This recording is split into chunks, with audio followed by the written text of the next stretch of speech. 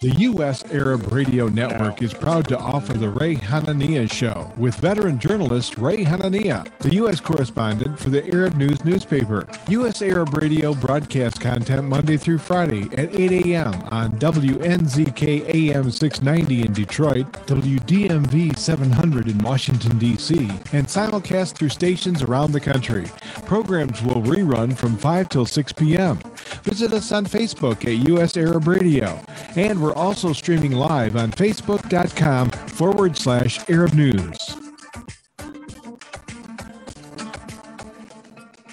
And good morning, everybody. This is Ray Hanania here at the Ray Hanania Radio Show, Wednesday, July 21, 2021.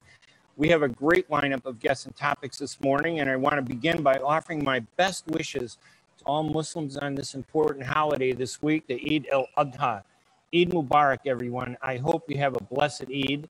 And just to let our guests know, I have two guests later that we're going to be talking in about a few minutes that we're going to talk with about the controversy between Egypt and Ethiopia over the Grand Ethiopian Renaissance Dam.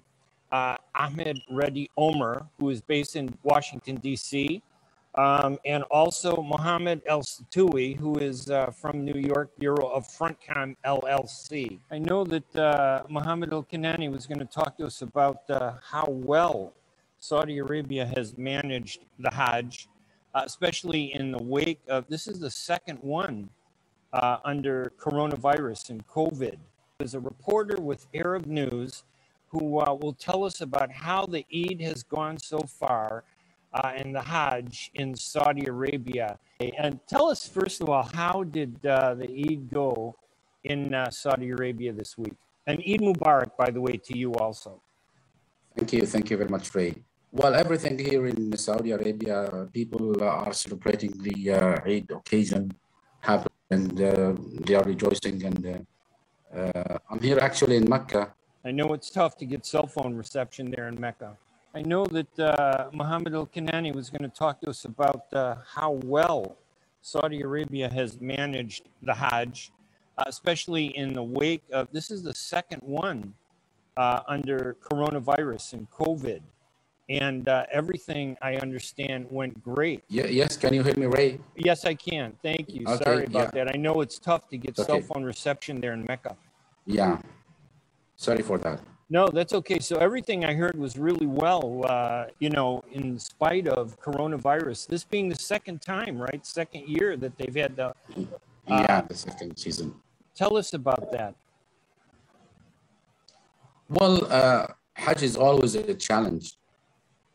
And I think the decision of downsizing the number of pilgrims has helped a lot in the success of this year's Hajj. How many were downsized? I know that they had like 60,000. Exactly. And exactly, how many normally would you have, do you think? How many would be there normally? We normally receive from over 2.5 million pilgrims every year. Wow. Yeah. Wow. And you can imagine how these numbers of pilgrims gather in one place like Mina, which is nearly 5 square kilometers only.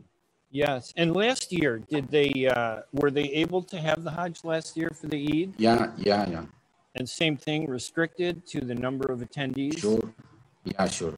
Wow. Give us a little quick sense and of what it was like this year for the Eid. I mean, what was different about it from a normal Hajj? Well, people are now celebrating Eid al Adha with, of course, there's health measures, social distancing. People prefer to exchange greetings of Eid through WhatsApp messages or just social media. Yes. Yeah, and I know that if people want to read about the Eid and some of the stories you've written, Mohamed, they can go to arabnews.com. I believe one of the stories you had that, that the Hajj nears, is concluding, and that everything has gone well so far. I think that's phenomenal, given all the different things that are going on. Mohamed, I think because of the cell phone thing, I'm going to have to say thank you for joining us, all right? Okay. Oh, there you are. Any final thoughts about the Eid? Well, I'm here in Mecca covering the Hajj event, and I'm staying in my tent most of the time, or going around the tents and meeting pilgrims, officials. And any questions about that? Yeah. Yes, that's phenomenal. And are people pleased with the way things are going? All right, Mohamed, listen, let me just say thanks to Mohamed Al-Kinani, who joined us from Arab News newspaper. Mohamed is in Mecca, and he's connecting with us by cell phone, giving us a little update on what's happening. I'm Rayhan Ania. We're going to take a quick break here at the Rayhan Ania Morning Show. And when I come back, we're going to talk with Omar Ahmed Reddy, who is based in Washington, D.C. He is the managing director and editor-in-chief at the Ethiopia-Egypt Media and Communications. And then we'll also be joined by Mohamed El-Satoui, who is an Egyptian journalist and political analyst from the New York Bureau of Frontcom LLC. El-Satoui previously worked for Al Ghad TV and many others. So listen, we'll take a break and we'll be right back right after these messages. ArabNews.com, bringing you breaking news from across the Middle East and the latest on Arabs in America. Get inside the latest headlines with expert analysis and insights at ArabNews.com. Join over 5 million Facebook fans and over 10 million monthly readers. ArabNews.com, news that matters to you. Imagine you're on a train track, somewhere miles away. A train is headed your way. You can't see it yet, but it's coming, slowly but surely. If you have prediabetes or you're at risk for type 2 diabetes, you may be on the wrong track, and diabetes could be heading your way. Bit by bit, the danger is getting closer and closer. So should you stay on the track you're on now, or move to make a change and reduce your risk? If you have prediabetes or you're at risk for type 2 diabetes, you may qualify for the National Diabetes Prevention Program in your local community. This one-year program could be the ongoing support you need to put you on the right track. Not only did participants lose weight, they cut their risk of type 2 diabetes in half. Ready to get on board for a healthier future? Learn more about the National Diabetes Prevention Program and what else you can do to manage and prevent diabetes at michigan.gov/diabetes. A message from the Michigan Department of Health and Human Services. New Dawn Academy provides your kids with a curriculum that's rich in science, technology, engineering, and math. We want students to really experience what problem solving looks like. What does it mean to build things together? And really working on those analytical skills is what makes New Dawn Academy's program very unique. This school will certainly provide them with academic excellence, but also state-of-the-art buildings and inviting to students. While we've been staying safe at home, scientists have been on a journey. The destination, a COVID-19 vaccine. This journey began decades ago with research into other coronaviruses. Scientists built from there with months of research and development, cooperation with other experts worldwide, and clinical trials on tens of thousands of volunteers of diverse race, age, and health status. They arrived at a safe, effective vaccine, and hundreds of thousands in Michigan have already been vaccinated. But the next step is ours.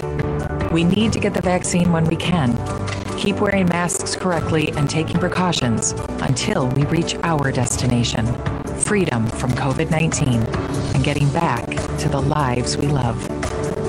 Discover the facts for yourself at michigan.gov/COVID vaccine. A message from the Michigan Department of Health and Human Services.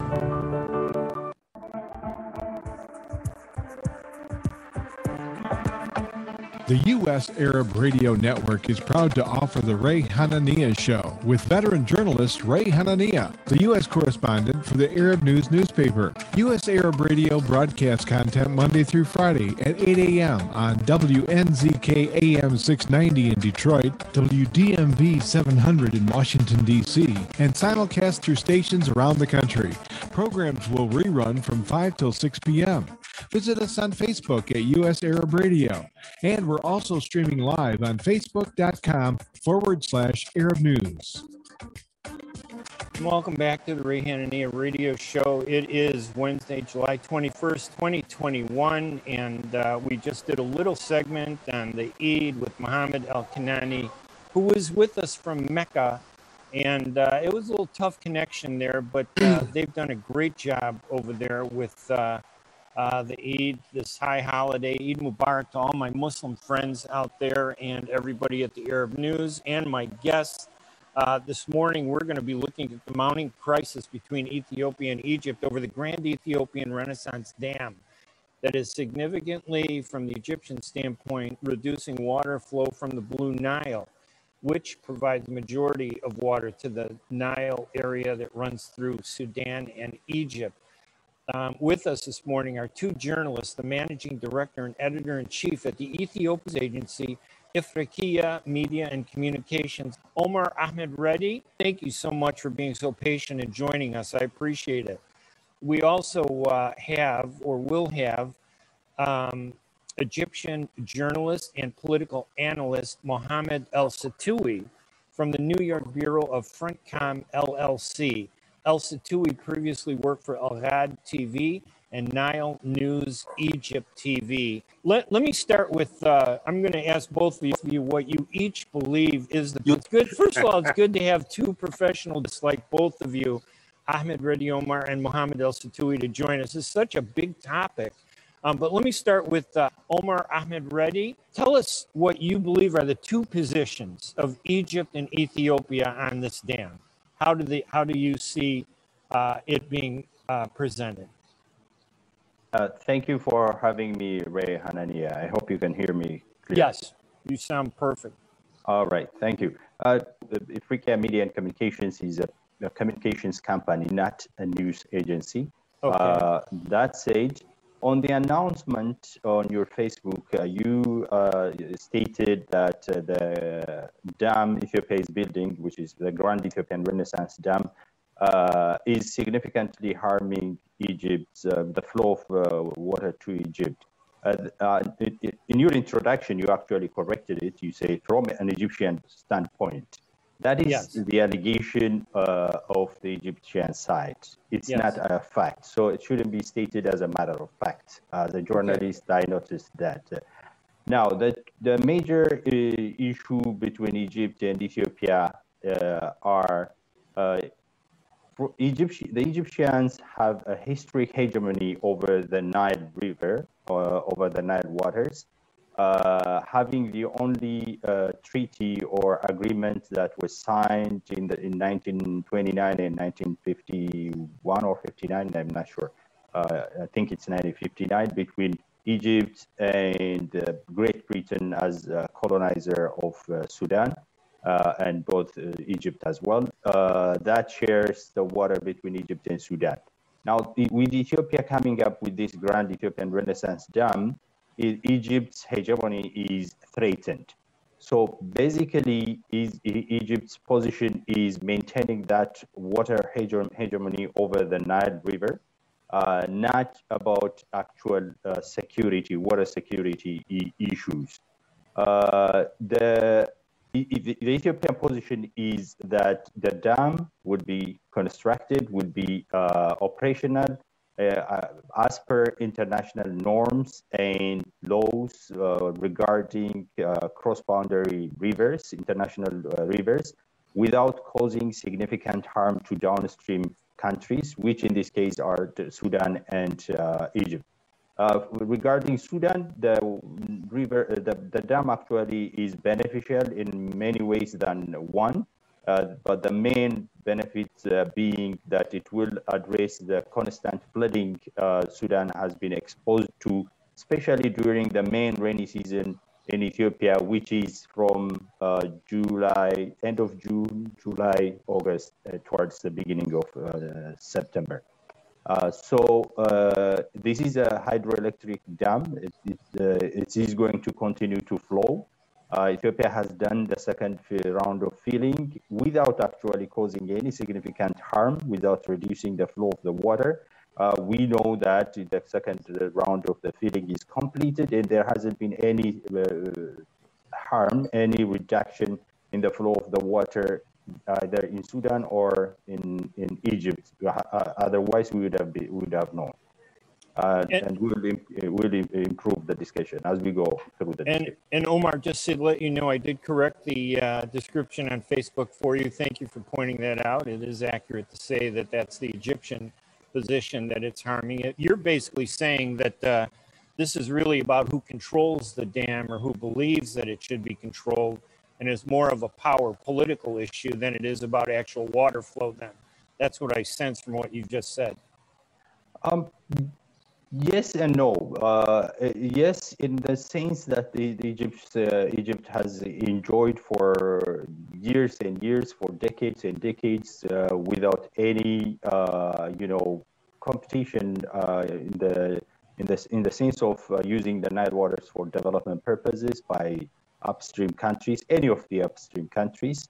So I understand if Egypt feels a little bit, unhappy about it, but they're blowing it out of proportion to the extent of taking this matter to the UN Security Council.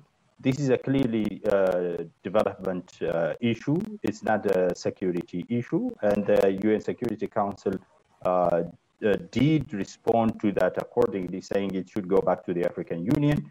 I'm not saying that Ethiopia, Egypt, and Sudan should not negotiate and discuss on this matter. They should continue. They should agree. I'm not saying that Ethiopia or any other upstream country should be inconsiderate of the concerns of Egypt and Sudan, but they should also be understood that Egypt and Sudan should also understand these countries, upstream countries, not just Ethiopia. There are about 8 upstream countries other than Ethiopia. They have development needs. They need to use the waters of the Nile River with the principle of equitable share and equitable usage without harming the downstream countries. All right, let me turn to Mohamed El-Satoui. Mohamed, thank you for being patient. And again, I really appreciate you joining the program also with Omar to talk about this very important issue. How do you view it as, the controversy between Ethiopia and Egypt? Is it about control of the water, or is it a political issue? What's your perspective on it? And how do you view both sides? What do you believe Egypt is trying to do, and what do you believe Ethiopia is trying to do? Thank you, Ray, for having me on your show, and thanks, Omar, and happy Eid to all. Thank you. Actually, listening to our friend Omar, you would feel like there is nothing there, and we're making a big fuss of nothing. And it is just because Egypt is worried about its hegemony over the Nile and so on. By nature, geography, Egypt is on the receiving end. So we can't in Egypt control the Nile. We can't just receive what we consider to be a fair share or even less than what we need. Egypt is one of the driest countries in the world, if not the driest ever. So for Ethiopia, you can see that they don't have any lack of water. They have like more than 900,000 billion cubic meters. So they have the water, but they are thinking only of the Egyptian share, which is only 55.5 billion. So they're ignoring what could be like 1 trillion cubic meters on their side. They don't really use, not much of it would go away. The share of their cattle only of water is more than Egypt and Sudan's share of water. but still they consider this water coming to Egypt and Sudan as the only source for development that they need to control so they can develop their country. And still, on the Egyptian side, they were flexible. They understood that Ethiopia needs to have their projects. Some of them are mega dams like the GERD. And personally, I think it was a big mistake to allow Ethiopia to start with to have a mega project like this one. If the only purpose is development and develop and have electricity, then you don't need that huge capacity of 74 billion cubic meters. You don't need all of this water for electricity. So to have it like that, it means, and it is clearly designed for control. And do you think Ethiopia is trying to take control of the Nile? It's not that I think, what I think, it is a fact. And they are talking now about sharing water, and they are talking about this is our Nile. The Nile and the river has become like a lake, and it is ours. And whatever water, nobody has any right whatsoever in this water. So I'm not just claiming, I'm taking their words. So this dam, mega dam, enables them to achieve what has been always clear to be a political, geopolitical purpose, which is to control the Nile. Now, what is the point in controlling the Nile other than pushing downstream countries, Sudan and Egypt in particular, because we rely on the Nile for 97% of our needs in Egypt. So you control the Nile, you are destroying a country. It is that simple.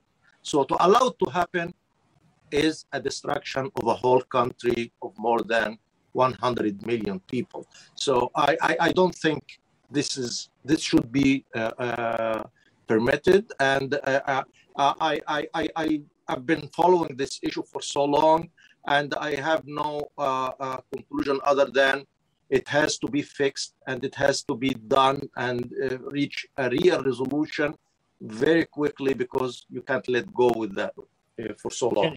And obviously, I invited both of you because of your backgrounds, Omar being Ethiopian, Mohamed being Egyptian. And obviously, I know you don't represent the countries that we're talking about, but I think it's fascinating to hear the different perspectives that I don't think we hear in the media. We have, we're on radio, so I have to take a quick radio break here. But when I come back, I want to ask you, do you think that any of the agreements that were signed, were they breached, were they legitimate, were they imposed on countries? Can that be repaired? Or do you feel that maybe we're headed toward a war between Egypt and Ethiopia? I'm Ray Hanania here at WNZK AM 690 Radio in Detroit and WDMV AM 700 Radio in Washington, D.C., broadcasting live on Facebook at facebook.com/Arab News, and also the U.S. Arab Radio Network. We're going to take a quick break with our two phenomenal guests, Omar Ahmed Reddy, who is based in Washington, D.C., and journalist Mohamed Al-Satoui, who is in the New York Bureau of Frontcom LLC. I'm Ray Hanania. We'll be right back right after these messages. ArabNews.com, bringing you breaking news from across the Middle East and the latest on Arabs in America. Get inside the latest headlines with expert analysis and insights at ArabNews.com. Join over 5 million Facebook fans and over 10 million monthly readers. ArabNews.com, news that matters to you. Ziyad brand. Quality products from our family to yours.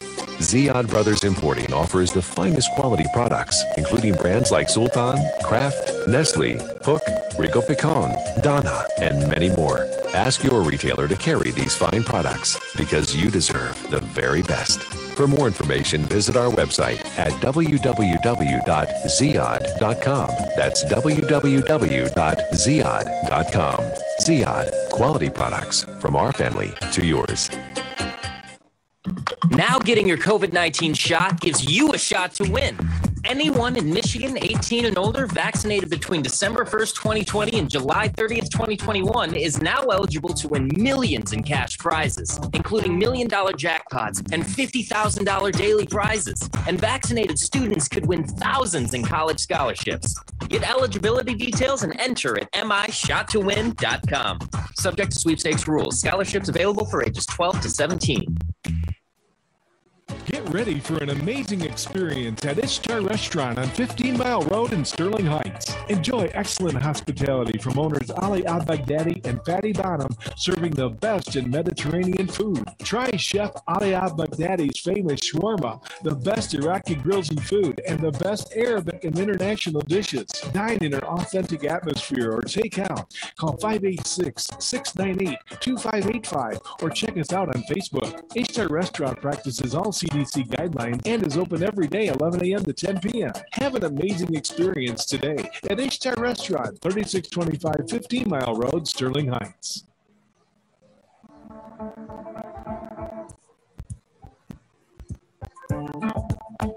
The U.S. Arab Radio Network is proud to offer the Ray Hanania Show with veteran journalist Ray Hanania, the U.S. correspondent for the Arab News newspaper. U.S. Arab Radio broadcast content Monday through Friday at 8 a.m. on WNZK AM 690 in Detroit, WDMV 700 in Washington, D.C., and simulcast through stations around the country. Programs will rerun from 5 till 6 p.m. Visit us on Facebook at U.S. Arab Radio. And we're also streaming live on Facebook.com/Arab News. Welcome back to the Ray Hanania Radio Show here in Detroit on WNZK AM 690 Radio and Washington, D.C. on WDMV AM 700 Radio, broadcasting live on the U.S. Arab Radio Network at arabradio.us. and also on video and audio at facebook.com/Arab News with the Arab News newspaper. My two guests on the line are Omar Ahmed Reddy, who is based in Washington, D.C. He's with the Ethiopian Ifriqiya Media and Communications Company, and Egyptian journalist and analyst Mohamed Al-Kinani, who is in New York. Omar, what did you think of the question I left before we took the break? Is this going to, I mean, it's little things like this sometimes, and I know it's not a little topic, but to the rest of the world, it may seem little, but this could lead to war, couldn't it? Thank you. Just to add a few points on what Mohammed has said, right there in his statement are some of the main problems with the Egyptian side. Mainly the attitude and sense of entitlement to dictate terms and what other, especially upstream countries, need to do or not need to do. For example, he said Ethiopia shouldn't have been allowed to start this project in the first place. That's exactly the problem. That's exactly what I was saying. The Egyptians have problem with their hegemony being threatened. He said shouldn't be allowed to start at all. Every Nile riparian country, upstream and downstream, has every right, equal right for any development project on the Nile basin, as long as it is done in accordance with international norms and practices and laws. This is not the first or the only cross-boundary international river that countries argue about the development about the development. But weren't there some agreements already between Egypt and Ethiopia? And I think Egypt is arguing that Ethiopia violated those agreements. Did they violate any agreements that they had with Egypt? As long as I'm concerned, as long as I understand, Ethiopia is still abiding by the DOP, the Declaration of Principles, which was signed in 2015, has some tenets. This is a document that dictates the principles of going about the negotiations and discussions regarding the Grand Ethiopian Renaissance Dam. Mohamed also mentioned the availability of other water resources in Ethiopia, which is partly true. There are other rivers in Ethiopia, and Ethiopia has done other projects. Ethiopia has done hydroelectric dams on the Tekeze River in the northern part of Ethiopia. There are 2 dams in southern parts of Ethiopia along the Omo River, and there are other dams. So Ethiopia uses its resources within its right, according its own plans and as it sees fit. What the question should be whether it is in accordance with international law and customs and principles, and whether it is violating the DOP. That should be the question. Now, coming back to your question, your main question, for Ethiopia, it has always been a development issue. There are concerns downstream, so there is a natural tendency and importance to have a discussion. There is naturally misunderstanding on the needs of the different countries, but that should be addressed through negotiations and the discussions with the right body hosting the negotiations, that is the African Union. Why not the United Nations? Well, that undermines the authority of the African Union. All the riparian countries are the member states of the African Union. Only 2 of them are members of the Arab League. For example, it's just Sudan and Egypt that are members of the Arab League. Even the Arab League being involved on this matter is out of its scope. So. Let me ask Mohamed to jump in here. And it sounds like, what Omar is saying is that, the water in Ethiopia is their right to do whatever they want, even if it does flow into other countries. But it seems like this project is, at least from the Egyptian side, correct, having a huge impact on the water flow. So it's directly impacting Egypt? Not really whatever they want. What I say is it's in Ethiopia's rights to use whichever water resource for any development purpose as it sees fit, based on international principles and customs, without harming the downstream countries. Okay, Mohamed? I said without harming the downstream countries. If the Ethiopians really realize this statement and behave accordingly, I don't think we would have a problem right now. The thing is that they are ignoring the rights. They are ignoring the possibility that they are really not just harming, they are killing, destroying a whole country in the process. And it is not something of their concern. The Ethiopians, unfortunately, behaved like that with Kenya, with Somalia before. Let me ask you this. Yes. Do you believe the Grand Ethiopian Renaissance Dam would arrest the flow of the Nile water completely? You know what? You don't have to control 100% of the water to be a threat. When you have 74 billion cubic meters in control, which is 1.5 the share of Egypt of the water, and then you allow yourselves to behave unilaterally, without asking permission, without even coordinating, without even notifying. You are talking about Ethiopia behaving according to the international law. As an upstream country, international law would require Ethiopia to coordinate and reach an agreement with downstream countries before Ethiopia is negotiating. Ethiopia is discussing, and on the amount of the water. Negotiations, Omar. On the amount of Mohammed, on the amount of the water, let me tell you one thing. Ethiopia has done 2 rounds of filling, which is now about 20 billion cubic meter. First year about 4.5 or 5. Now it's about 13 or 15 billion cubic meter, which is about 20 billion cubic meter of water already is filled in the dam. The remaining amount is less than a third, about a third of the amount is already in the reservoir. And this hasn't caused any significant impact downstream.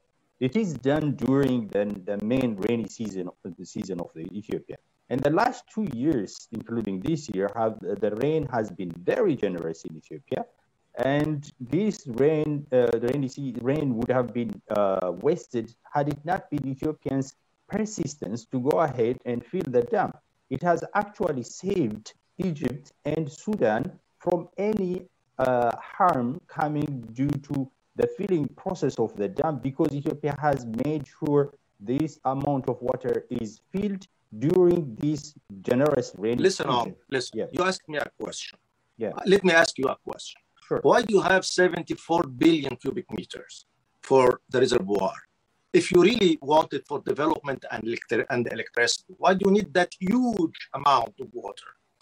That's a very technical question, the details of which I cannot tell you everything because I'm not the expert on the technical and the engineering part of it. What I can tell you is this is a hydroelectric dam which Ethiopia is investing a lot of money on, about $5 billion.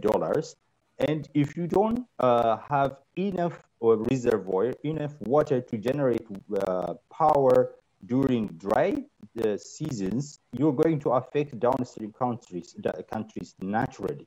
So this is actually a benefit to downstream countries. The fact that Ethiopia is having a huge reservoir at times of drought and shortage of water, Ethiopia can continue to generate power without, arresting the flow of the water. Once the dam is filled to its full capacity, be it in 5 years or 3, 5, 7 years, it will continue to flow naturally. That's the simple physics. I'm not sure about this, and this is the problem, Omar.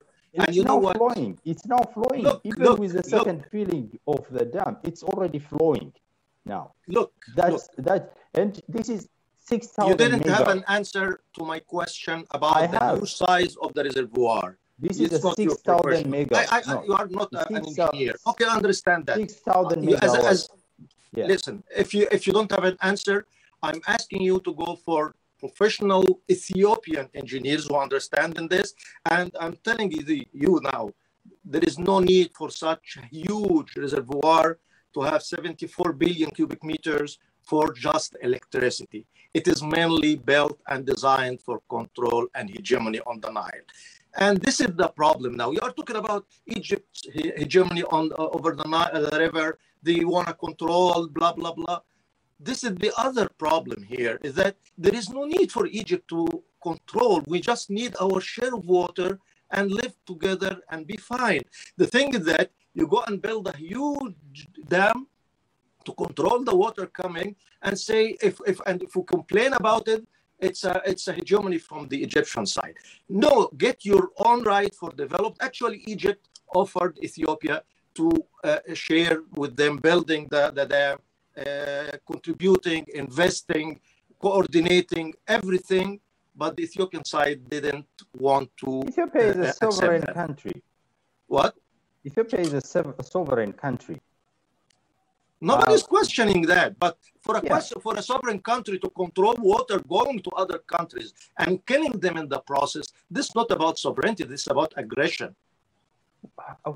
Omar, let me ask you, Omar. Control any natural flow of the river, anyways, with a dam. You can't really control 100%. You can't really erase the flow of a dam. You don't have to control 100% to threaten others, especially if the others rely 100% or 97% of their needs are rely mainly on the Nile. You can just stop 50% of it or 25% of it without agreement. And you know what is the problem with the Ethiopians and the negotiations? We are talking about negotiations. What kind of negotiations? We've been talking for 10 years, and the Ethiopian side doesn't want even to use the word agreement. Okay, let's call it guidelines. They don't want to put the word agreement. For why? Why is that? Simply because they don't want any binding legal document. So it's our it's our water. We can control it. If we give you something, it's our choice. If we stop it, it's our sovereignty. So this is how the Ethiopian approach this issue, and this is the root of the problem. The negotiations have been going on for years and years because the three countries couldn't agree on certain things, not just Ethiopia. Ethiopia has its demands, Egypt has its demands, Sudan has its demands. Now, the problem, as far as I understand, is mainly from Egyptian side, trying to make this a water sharing agreement. This is not a water sharing agreement. This is a negotiation or an agreement on the Grand Ethiopian Renaissance Dam. A water sharing agreement on the Nile is another thing on its own. It should be negotiated among the 11 riparian countries. So Ethiopia would not agree to a water sharing agreement under the cover of Grand Ethiopian Renaissance Dam. That's true. That's what Ethiopia is trying to avoid. As long as it's about the Grand Ethiopian Renaissance Dam, and as long as it ascertains, as long as it respects its development needs, Ethiopia would agree. Why not? Omar, let me ask you a question, and then we'll take a break, and I'll come back to Mohammed. But just really quickly, how would Ethiopia react? Would they be any different than Egypt if this were reversed? If the water were flowing from north to south, would they be upset if the Egyptians built a dam like this? Like I said earlier, I would understand if Egyptians were to be concerned or to be unhappy about this development. It's a new mega project on the river that they have enjoyed without any concern to upstream countries.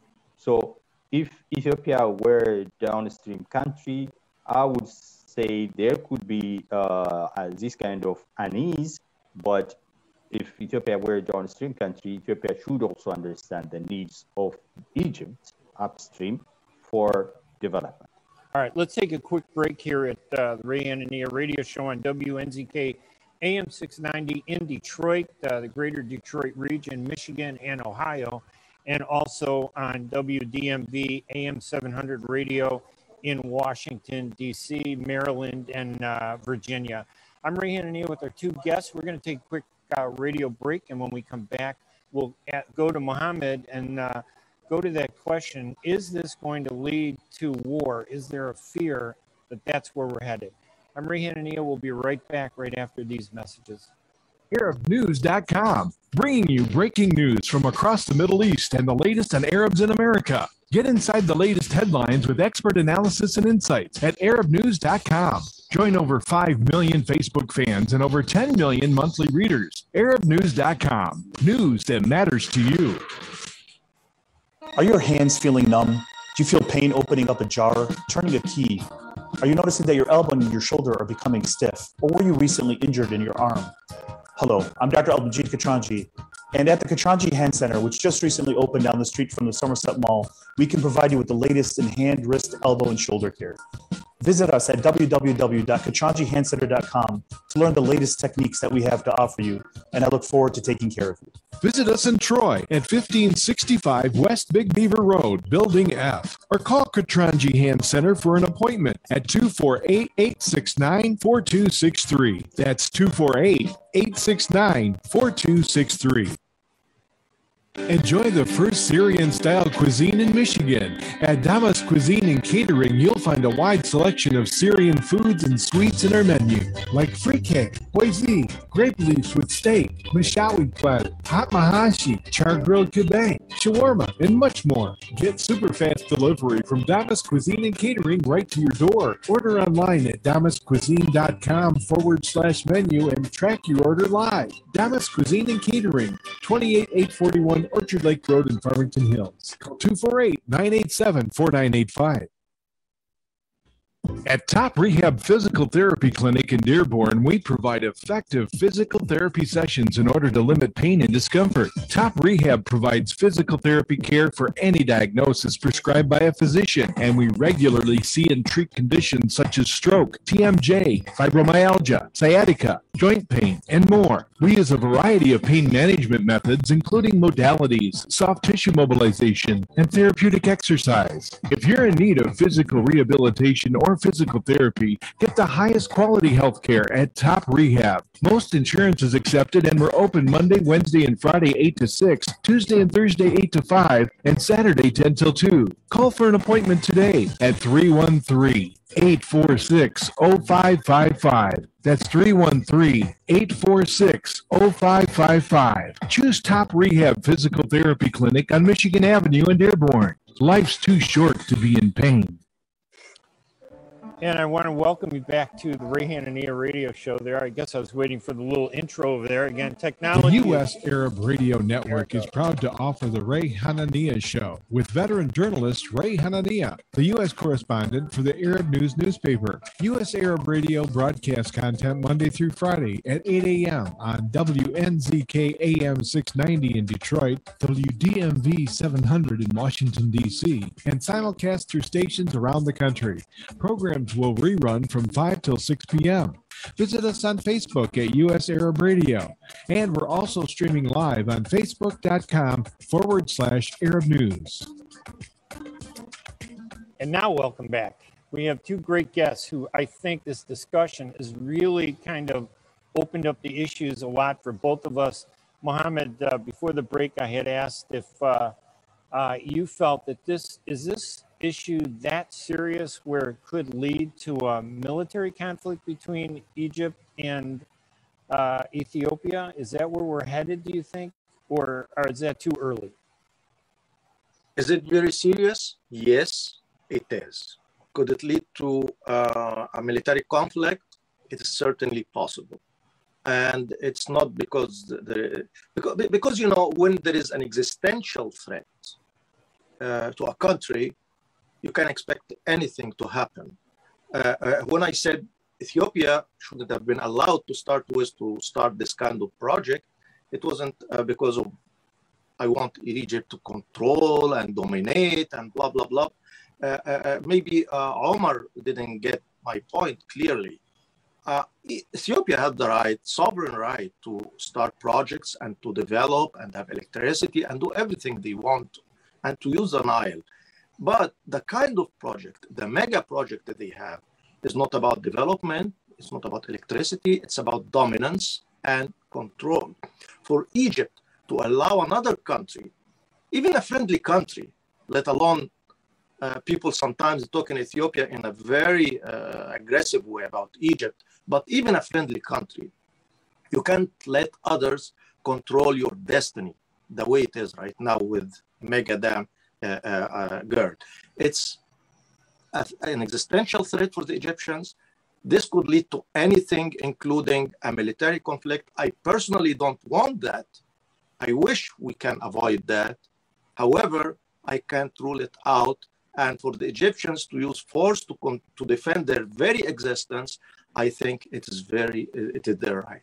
Is there an ethnic or racial aspect to this that, you know, I mean, between the Arab presence of North Africa versus the more African, Black African, you know, members of Africa? Is there like a racial aspect between this? And how many countries, Mohammed, does Egypt have support from in their position with Ethiopia? You know, I personally hope it is not ethnic. I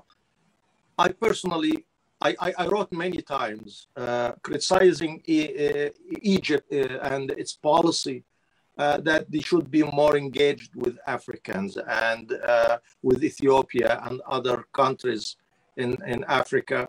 And I still think this is the case. They should do more to open up to Africans and have more trade and investment. And, you know, unfortunately, this hasn't been the case for so long. And it's about time to change that. However, this shouldn't be related to what we're talking about now with regard to the dam. This is a problem that has to be dealt with. Ethiopia has to be more flexible to accept that there are rules. They have to be obligated with a binding legal agreement. So far, they don't accept this premise that it is our water, our river, we do whatever we want. So they don't want any agreement whatsoever. They don't want any binding legal issues. So if they insist in doing that, this certainly would lead us to a bigger conflict, which we all hope to avoid. Omar, what do you think of the idea, the question that I asked earlier about could this lead, or is there a feeling that this might lead to war? Or do you think that that's still an option that's way down the line? And is there a racial or ethnic aspect to this conflict? Yeah, I would react on to both questions. Thank you.